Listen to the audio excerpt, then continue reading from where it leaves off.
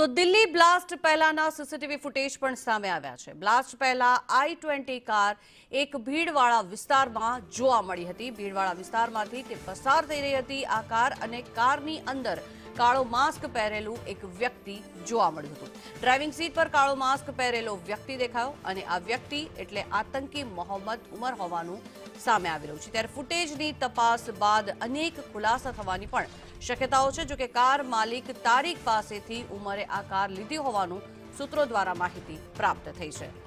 આ દ્રશ્યો આપ જોઈ રહ્યા છો, દિલ્હીના આ દ્રશ્યો છે કે જ્યાં ભીડવાળા વિસ્તારમાંથી i20 કાર પસાર થઈ રહી છે તેના આ દ્રશ્યો બ્લાસ્ટ પહેલાના સીસીટીવી ફૂટેજ સામે આવ્યા છે। અને બીજા દ્રશ્યમાં આપ જોઈ રહ્યા છો જે રીતે આ કાર જ્યારે પસાર થઈ રહી હતી ત્યારે તેની ડ્રાઇવિંગ સીટ ઉપર બેઠેલો જે વ્યક્તિ હતો તેણે કાળા કલરનું માસ્ક કાળા કલરનું પહેરેલું હતું અને આ વ્યક્તિ એટલે આતંકી મોહમ્મદ ઉમર હોવાનું કહેવામાં આવી રહ્યું છે। જો કે આ સીસીટીવી ફૂટેજ જે સામે આવ્યા છે જે દર્શાવી રહ્યા છે કે આ પ્લાન કરવામાં આવ્યો હતો આખો બ્લાસ્ટ અને ધીરે ધીરે આ કારને ભીડવાળા વિસ્તાર સુધી પહોંચાડવામાં આવી હતી।